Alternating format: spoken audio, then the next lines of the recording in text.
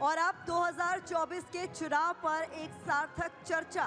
देश के विपक्षी दलों के सबसे बड़े गठबंधन इंडिया के घटक दलों के साथ क्या है उनका प्लान, क्या है उनका एजेंडा और कैसे वो लोकसभा चुनावों में उतरेंगे? बिल्कुल, ये कई बड़े और दिलचस्प सवाल हैं और ऐसे में हमारे साथ तीन खास मेहमान, तीन खास चेहरे इस वक्त ज्वाइन कर चुके हैं। जोरदार तालियों के साथ स्वागत कीजिए कांग्रेस के नेता पवन खेड़ा सर का, दिल्ली सरकार की मंत्री आतिशी का और राष्ट्रीय जनता दल के नेता प्रोफेसर नवल किशोर का। आप तीनों का स्वागत करते हैं हम। और सेशन को मॉडरेट करने के लिए गौरव को हम मंच पर बुलाना चाहेंगे। Gaurav, over to you.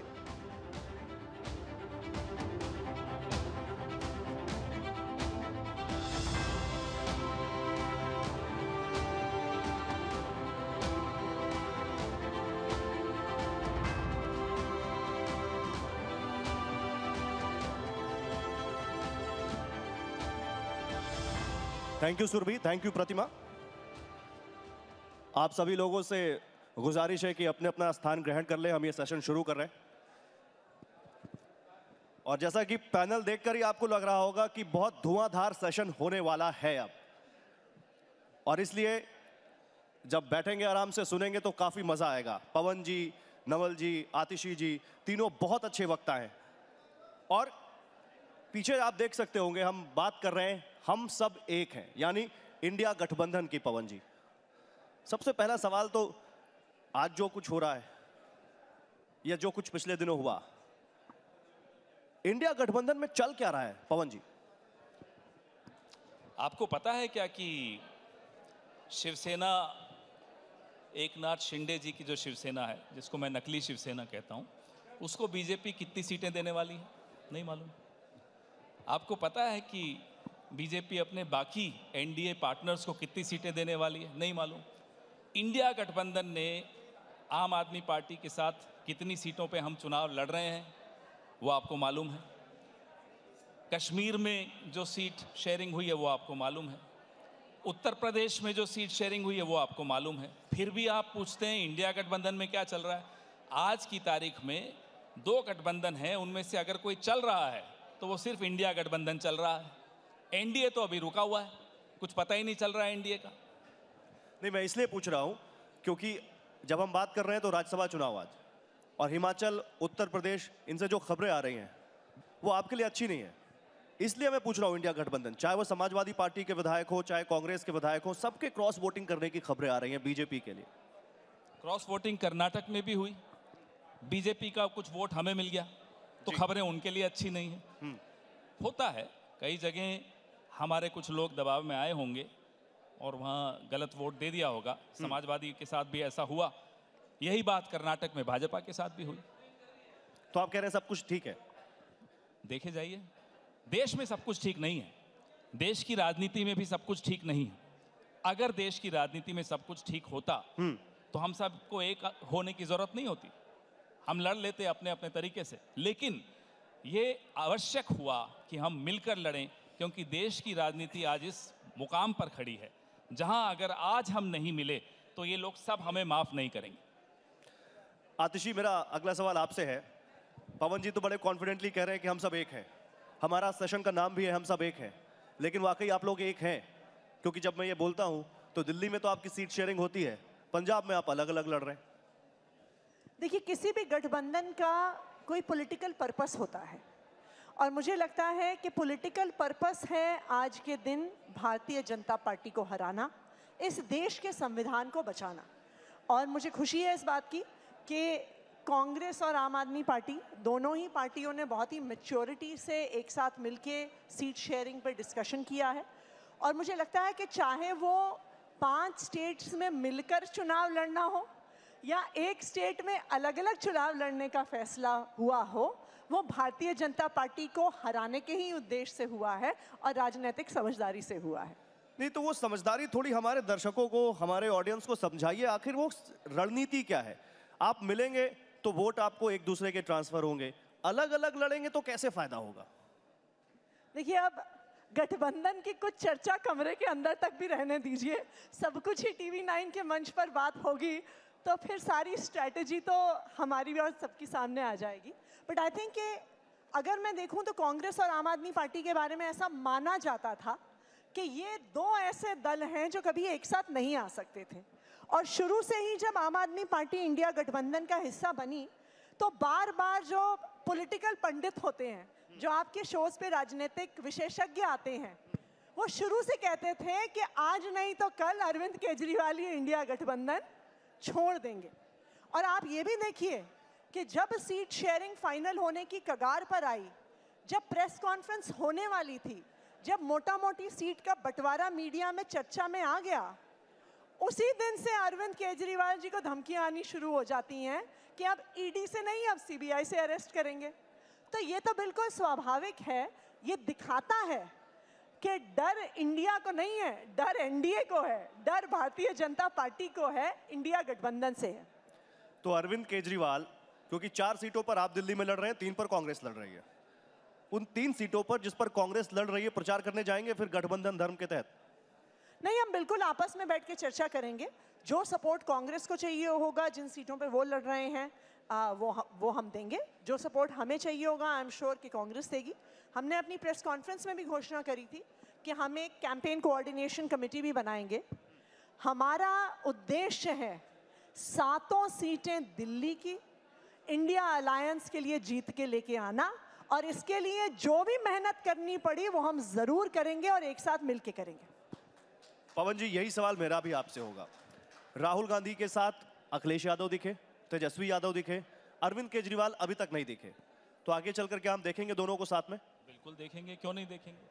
अरे जब हमने अपनी घोषणा इकट्ठे कर दी, जो प्रेस कॉन्फ्रेंस हुई थी, आतिशी जी थी उसमें, साझा प्रेस कॉन्फ्रेंस थी, हमने अपनी सीटों की घोषणा कर दी, उसके बाद आपको कोई संशय है मन में, ये मुझे समझ में नहीं आया। ये उम्मीद ज़रूर है भाजपा की कि ये इकट्ठे न दिखें, इनमें कोई टूट फूट हो जाए, प्रयास पूरा कर रहे हैं। जो 400 पार का अगर इतना आत्मविश्वास है तो ये तोड़फोड़ की क्या ज़रूरत है? लगता है आपको? कल नरेंद्र मोदी जी यहाँ आए थे, बड़ा बुरा लग रहा था मुझे उन्हें देखकर, टीवी पर देख रहा था, मुंह सूखा हुआ था। अरे अगर प्रधानमंत्री को इतना आत्मविश्वास है 400 पार का, तो ये मुंह क्यों सूखा हुआ है?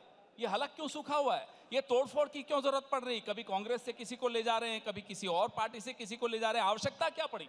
यहां से समझ में आता है कि ये 400 पार ये सब जो है कहने की बातें, दरअसल डर लगा हुआ है। आप कह रहे हैं डर है उनमें, और ये डर बड़ा अच्छा है।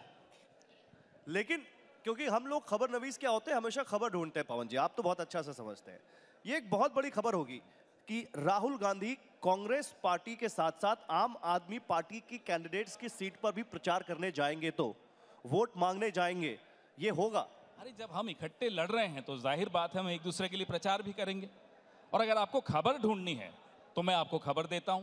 पता नहीं आपने वो खबर क्यों नहीं देखी, जहां भाजपा के एक विधायक ने अपने ही गठबंधन के सदस्य पार्षद शिवसेना का, उस पर गोली चला दी। ये है वहां गठबंधन हो रहा है। खबर तो बहुत है, आप लेते क्यों नहीं उनकी खबर? लीजिए ना जरा खबर उनसे। नहीं, हम तो सबसे खबर ले रहे हैं। आज दिन भर सेशन में हम खबर ही खबर ले रहे हैं। नवल किशोर जी, हमने अभी हिमाचल की बात की, उत्तर प्रदेश की बात की, बिहार में तो राज्यसभा चुनाव भी नहीं है, उसके बावजूद कांग्रेस और आरजेडी के 3 विधायक आज फिर बीजेपी में चले गए। ये भगदड़ क्यों मची हुई है? देखिए, हर इधर उधर जाने का एक कारण होता है। जब नीतीश कुमार जी नहीं बता पाए, हमने सार्वजनिक तौर से उनसे पूछा, जब देश में आप खबर चला रहे थे कुछ जाने वाले हैं, हमको विश्वास नहीं था, फिर हमने उनसे पूछा भी, अपील भी किया कि इसका कारण तो बता दीजिए कि ये सही है या गलत है। तो जब वो नहीं बताए तो फिर हम विधायकों के विषय में क्या बोल सकते हैं? उनकी इच्छा है, जहाँ जाएँ ठीक से रहें और उनके लिए काम करें। हमने तो उनको जिताया था देश का सेवा करने के लिए, बिहार का सेवा करने के लिए, और हमने 17 महीने वो काम करके दिखाया कि कैसे युवाओं का या बिहार के लिए नए विकास का दौर हम कैसे शुरू कर सकते हैं। और आप देख सकते हैं आज के डेट में 20 तारीख से जो जन विश्वास यात्रा शुरू हुई है, उसमें उसकी झलक आपको दिख रही है, और वह परेशानी का कारण बना हुआ है। ये भी एक कारण हो सकता है कि जिसको डरा धमका कर चाहे उसको अपने पाले में ला सकते हैं, लेकिन बिहार की जनता के मन से वो निकल चुके हैं और यही उनके लिए बहुत बड़ी चिंता की विषय है। और जो तेजस्वी जी ने ये बोला था कि जो चाचा निकले थे हमारे साथ भाजपा का मुखालफत करने के लिए या उनको जवाब देने के लिए, वो काम अब हम करेंगे, भतीजा करेगा, और उसकी ऊर्जा आप बिहार के गांव गलियों में देख सकते हैं। एक मिनट आतिशी में आ रहा हूं। इनफैक्ट मैं तो ये कहूंगी ये आप एक्चुअली ये सवाल ही आप गलत पूछ रहे हैं। सवाल इट ऑलमोस्ट सीम्स कि जिसके विधायक जा रहे हैं उसकी गलती है। सवाल तो भारतीय जनता पार्टी से पूछिए, विधायक क्यों खरीद रहे हैं, करोड़ों रुपए क्यों लगा रहे हैं, ईडी सीबीआई को दूसरी पार्टियों के पीछे क्यों छोड़ रहे हैं। इंडिया गठबंधन के हर पार्टी के हर नेता के पीछे अपनी ईडी सीबीआई क्यों छोड़ दी है, और जब वो विपक्ष के नेता आपकी पार्टी में आ जाते हैं तो क्यों सीबीआई ईडी के केस बंद हो जाते हैं, क्यों छगन भुजबल की फाइल गायब हो जाती है, क्यों अजीत पवार का केस बंद हो जाता है, क्यों हेमंत बिस्वा शर्मा के स्कैम खत्म हो जाते हैं। तो सवाल तो आपको भारतीय जनता पार्टी से पूछना पड़ेगा। और मीडिया डेमोक्रेसी का एक स्तंभ है, आपकी भी जिम्मेदारी है सारी पब्लिक को बताना कि जो भारतीय जनता पार्टी कर रही है वो लोकतंत्र को खत्म कर रही है। एक एक करके हर एजेंसी का मिसयूज हो रहा है। आप इस तरह देखिए, इलेक्शन कमीशन के लिए वो कानून लेके आ जाते हैं कि 3 मेंबर कमेटी में 2 भारतीय जनता पार्टी के रहेंगे। क्या वो खबर नहीं है पब्लिक को बताने के लिए? जो सीएजी का ऑडिटर आयुष्मान भारत का स्कैम दिखाता है, उसको पेपर पे लेके आता है, उसका अगले दिन ट्रांसफर हो जाता है, क्या ये लोकतंत्र का हनन नहीं है? हमने तो सवाल ये है कि लोकतंत्र पर हमला भारतीय जनता पार्टी कर रही है, विधायक तोड़ने का काम भारतीय जनता पार्टी कर रही है, ठीक है, डराने धमकाने का काम भारतीय जनता पार्टी कर रही है। हमने ये सवाल आज दिन भर पूछा, बीजेपी के कई नेताओं से पूछा, केंद्रीय मंत्रियों से पूछा। हमने पूछा कि आखिर वो कौन सा मैग्नेट है जो बीजेपी की तरफ लोग चले आते हैं, और क्या उस मैग्नेट का नाम ईडी है? उन्होंने कहा नहीं, उस मैग्नेट का नाम प्रधानमंत्री नरेंद्र मोदी है। प्रधानमंत्री नरेंद्र मोदी के व्यक्तित्व की वजह से लोग चले आ रहे हैं और वो चाहते हैं राष्ट्र निर्माण में अपना योगदान दें। आप इस बात पे विश्वास करते हैं क्या? मैं ये जानना चाहती हूँ। विश्वास नहीं करती है? मैं ये जानना चाहती हूँ कि ऐसा क्या मैग्नेट है जो एक पार्टी से विधायक जीत के आते हैं दूसरी में चले जाते हैं। कर्नाटका में क्या मैग्नेट है, गोवा में क्या मैग्नेट है? भाई अगर इतना ही मैग्नेट था प्रधानमंत्री नरेंद्र मोदी जी का तो वो सीटें जीत के आ जाते, विधायक जीत के आ जाते, सांसद जीत के आ जाते। उनको अगर 400 पार करने का इतना कॉन्फिडेंस है तो क्यों सारे विपक्षी नेताओं के पीछे ईडी छोड़ी हुई है, क्यों सबके पीछे सीबीआई छोड़ी हुई है? पवन जी कुछ बोल रहे हैं इस पे। आप 7 दिन के लिए ईडी हमें दे दीजिए, मोदी जी आ जाएंगे हमारे पास, लिख लीजिए आ जाए। और हो सकता है प्रतियोगिता होगी, पहले कौन आता है, अमित शाह जी आते हैं, मोदी जी आते हैं, आएंगे ना अमित जी तो यहाँ शाम को पूछिएगा। हम कह रहे हैं 7 दिन के लिए ईडी दे दीजिए, 4 दिन के लिए सीबीआई दे दीजिए, और 1 दिन के लिए अपना मीडिया भी हमें दे दीजिए, फिर देखिए कौन कौन आता है हमारे पास। तो पवन खेड़ा ये कह रहे हैं कि अगर कांग्रेस पार्टी सत्ता में आती है तो जो वो आरोप बीजेपी पर लगाती है ईडी के दुरुपयोग का, वो भी वही करेंगे। साहब हम तो बहुत कुछ सीख लिए पिछले 10 साल, देखे जाइए आगे वाले 10 साल हम क्या करते हैं। अब सिखा तो डरा देंगे इनको, नहीं आप लोगों को नहीं, इन लोगों को सिखा देंगे कि लोकतांत्रिक प्रक्रिया के तहत चलकर भी राजनीति की जा सकती है। लेकिन हाँ, इन लोगों को अपने किए की सजा मिलेगी और बराबर मिलेगी, ना केवल उन अधिकारियों को मिलेगी जो आज ईडी और सीबीआई में बैठे हैं, ना केवल भारतीय जनता पार्टी के बड़े नेताओं को सजा मिलेगी। हाँ, मीडिया को जरूर थोड़ा सा आत्मचिंतन करना जरूरी है। प्रधानमंत्री नरेंद्र मोदी ने इंडिया गठबंधन पर एक बड़ा हमला किया उन्होंने, और उन्होंने कहा माल वही, पैकिंग नहीं। और वो कह रहे थे कि अपने संसदीय क्षेत्र में कह रहे थे कि इस बार 80 की 80 सीटें यूपी की हमें मिलेंगी। वो कह रहे हैं ये ट्राइड एंड टेस्टेड गठबंधन है, पहले भी हो चुका है, हार गए, एक दूसरे पर ठीकरा फोड़ने लगते हैं, जब परिणाम निलबटे सन्नाटा होता है फिर एक साथ आ गए, होने वाला कुछ नहीं। उनके लिए तो हम यही कहेंगे, माल नहीं, पैकेज नहीं, वहां माल है ही नहीं, सिर्फ पैकेजिंग है। रोज 4-4 बार कपड़े बदलते हैं। अरे साहब आपको प्रधानमंत्री बनाए, कुछ करिए ना। 45 साल का बेरोजगारी का रिकॉर्ड टूटा है, 400 रुपए का सिलेंडर 1100 में बिक रहा है, 60 रुपए का पेट्रोल 100 रुपए में बिक रहा है।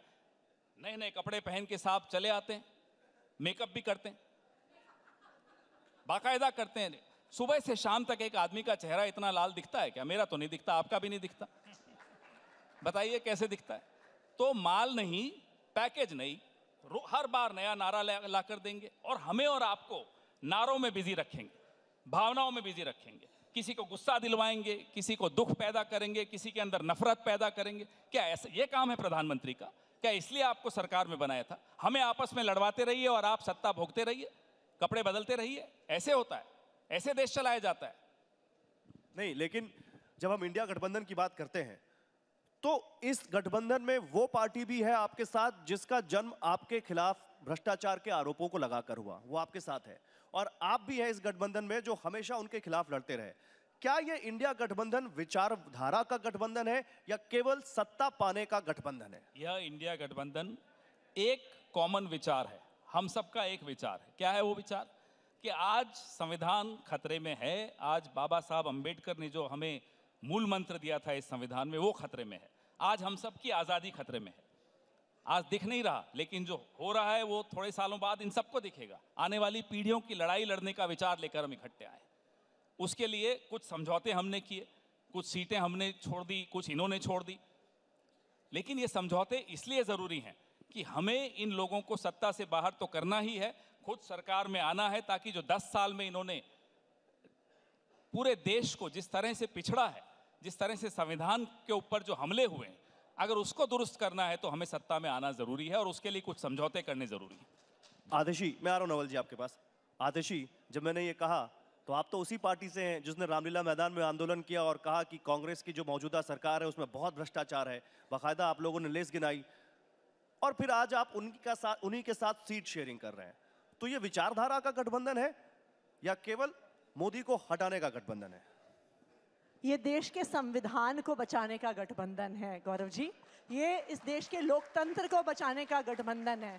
अगर भ्रष्टाचार के खिलाफ भी लड़ाई लड़नी है तो देश का संविधान चाहिए। अगर भ्रष्टाचार के खिलाफ लड़नी है तो इंडिपेंडेंट एजेंसीज चाहिए। अगर भ्रष्टाचार के खिलाफ लड़ाई लड़नी है तो एक इंडिपेंडेंट मीडिया चाहिए। अगर आपको चुनाव ही लड़ना है तो आपको एक इंडिपेंडेंट इलेक्शन कमीशन चाहिए। आज आप देखिए एक एक करके इस देश की हर इंस्टीट्यूशन को खत्म किया जा रहा है। सेंट्रल इलेक्शन कमीशन को खत्म किया जा रहा है, सीएजी को खत्म किया जा रहा है। जो ऑडिटर उनके खिलाफ सीएजी में उनकी किसी स्कीम के खिलाफ लिख देता है, अगले दिन खबर आ जाती है कि उसका ट्रांसफर हो गया। आज तक इस देश के इतिहास में चाहे एक पार्टी आई चाहे दूसरी पार्टी आई, लेकिन जो लोकतांत्रिक नहीं, मैं ये सवाल इसलिए पूछ रहा हूं कि एक गलत को हटाने के लिए आपने दूसरे गलत का साथ पकड़ लिया, जिसको आप गलत कहते थे उसी के साथ आ गए। देखिए, अगर देश का संविधान ही नहीं बचेगा तो पार्टियां भी नहीं बचेंगी, चुनाव भी नहीं बचेगा। तो आज अगर हम लोग साथ आए हैं तो इस देश के संविधान को बचाने के लिए आए हैं, इस देश के लोकतंत्र को बचाने के लिए आए हैं। अगर लोकतंत्र नहीं बचेगा तो देखिए, हम इनके खिलाफ भी चुनाव लड़ते आए हैं, हो सकता है इनकी पार्टी के खिलाफ भी चुनाव लड़ें, इस चुनाव में साथ हैं, चाहे उसके बाद हो सकता है अनेकों चुनाव इनके खिलाफ लड़ें।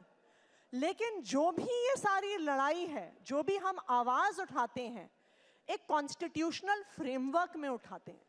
देखिए, आज जो भारत की परिस्थिति हो रही है ना जी, आज भारतीय जनता पार्टी भारत को पाकिस्तान बनाने पे तुली हुई है कि एक दिन ऐसा आएगा कि यहाँ पे चुनाव हो रहा है और चुनाव के नतीजे क्या आ रहे हैं, चुनाव जीता कौन, ये किसी को पता ही नहीं है।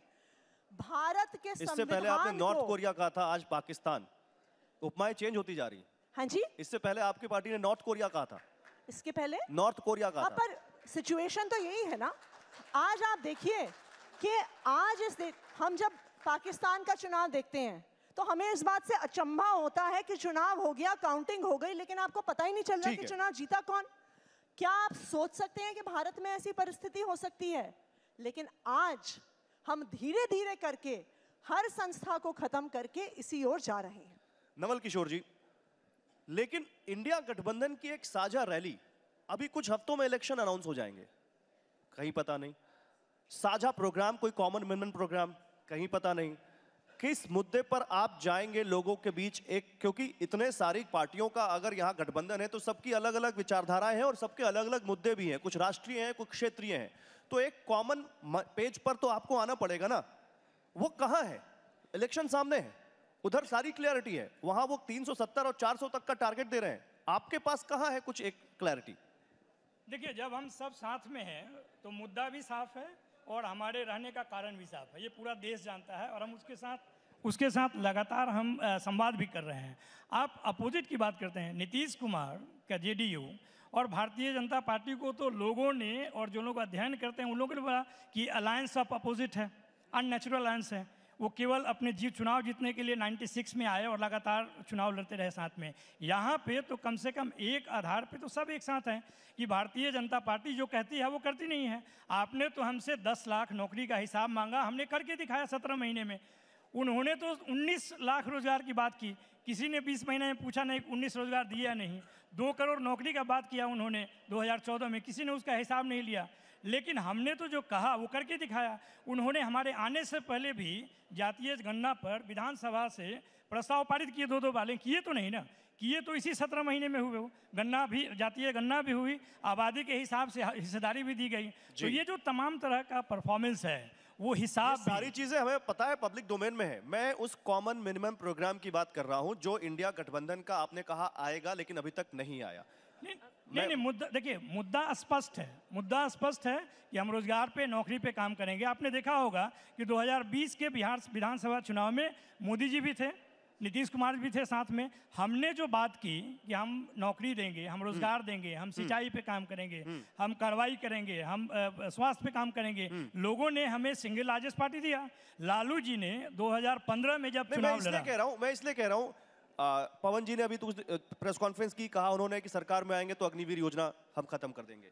अरविंद केजरीवाल कह रहे हैं दिल्ली की 7 सीटें हमें दे दो, हम वाटर टैक्स खत्म कर देंगे। तो ये जो अलग अलग घोषणाएं हो रही हैं, ये तो एक कॉमन मिनिमम प्रोग्राम के तहत होनी चाहिए ना। हर पार्टी अलग अलग घोषणाएं कर रही है, फिर आप उसको लेकर भी आएंगे कॉमन मिनिमम प्रोग्राम में, दिक्कत नहीं होगी? नहीं, देखिए, भारत की ये खूबसूरती है कि डाइवर्सिटी है वहाँ पे। यहाँ पर जितने दल हैं उनके कार्यकर्ता, उनके अपने आइडियोलॉजी, अपने कार्यक्रम, वो सब अलग अलग है, इसमें कोई दो राय नहीं है। लेकिन लड़ाई एक है जैसा, और ये पहली बार नहीं हो रहा है। 1977 में भी कांग्रेस के खिलाफ जब गोलबंदी हुई तो लेफ्ट राइट सेंटर सब साथ में आया।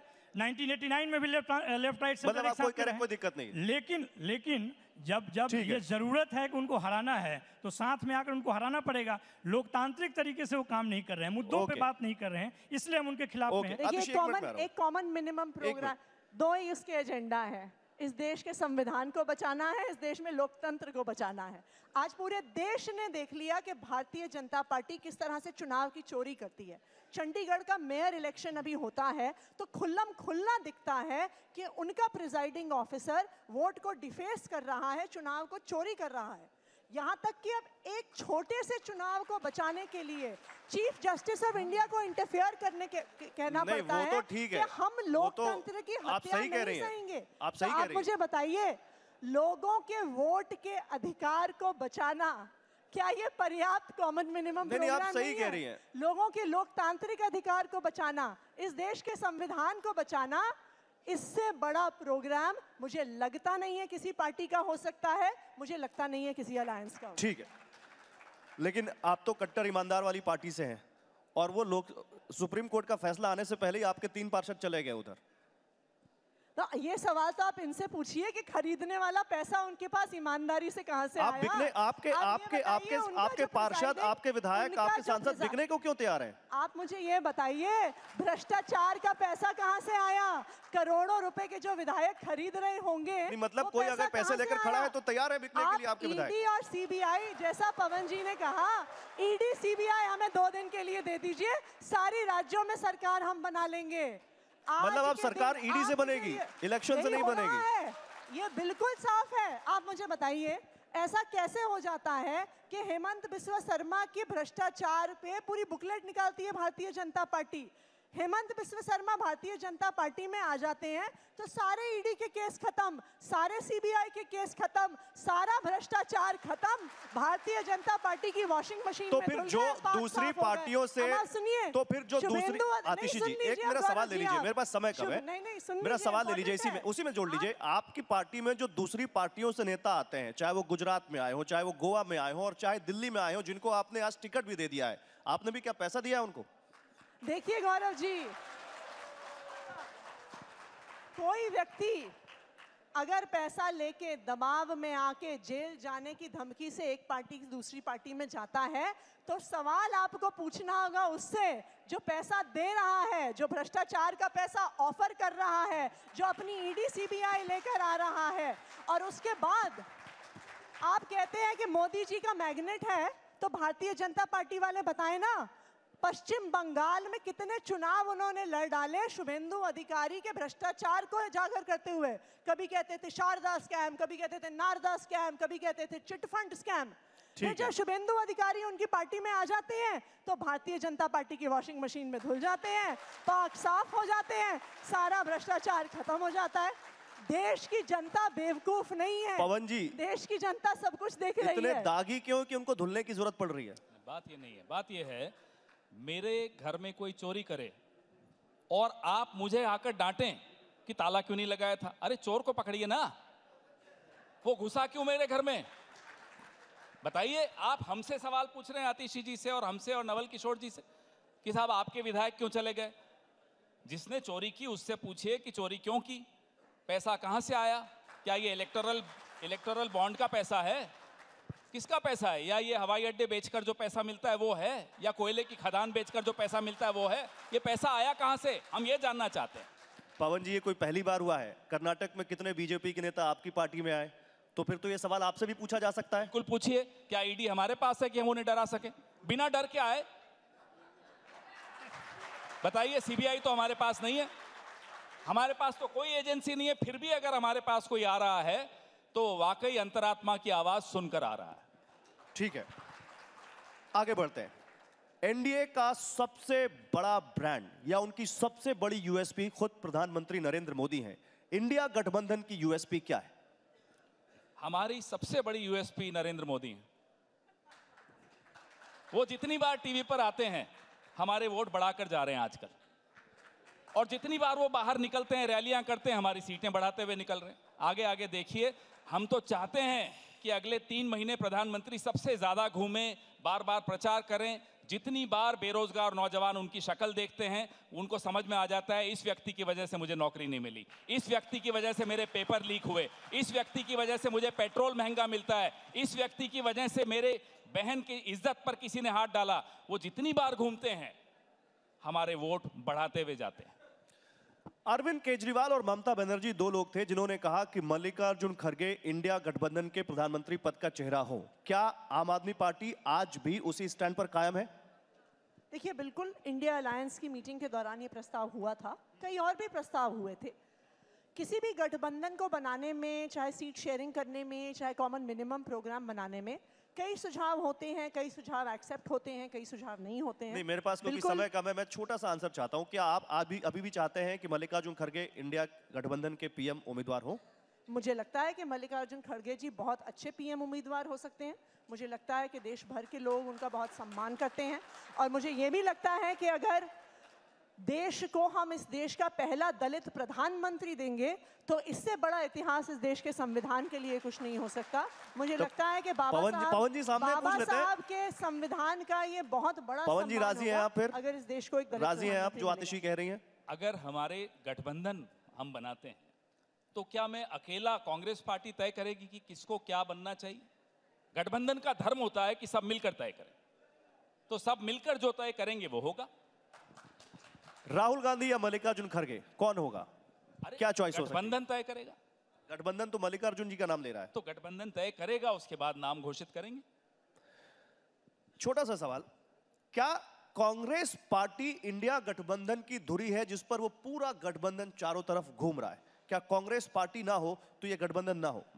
देखिए, इसमें कोई शक नहीं है कि इंडियन नेशनल कांग्रेस राष्ट्रीय पार्टी है और उसका रहना इस गठबंधन में बहुत ज़रूरी है। ये लगातार हमारी पार्टी भी कहती रही है, और जो लोग गठबंधन में इस बात को मानते हैं कि अगर जो 2 धुरी है, आप यूपीए एनडीए का पहले भी देखेंगे तो 2 धुरी में दोनों में नेशनल पार्टी थे, तो नेशनल पार्टी के रूप में और बड़े दल के रूप में तो वो है ही, इसमें कोई दो राय नहीं है। लेकिन कांग्रेस पार्टी ने अपने कार्यक्रम पर अपने तो मैं एक छोटा सा सवाल पूछ रहा हूं, फिर राहुल गांधी जो भारत जोड़ो न्याय यात्रा कर रहे हैं, क्या उससे जो माहौल उनके पक्ष में अगर बन रहा है तो क्या वो पीएम पद की दावेदारी उनकी मजबूत हो रही है इंडिया गठबंधन में?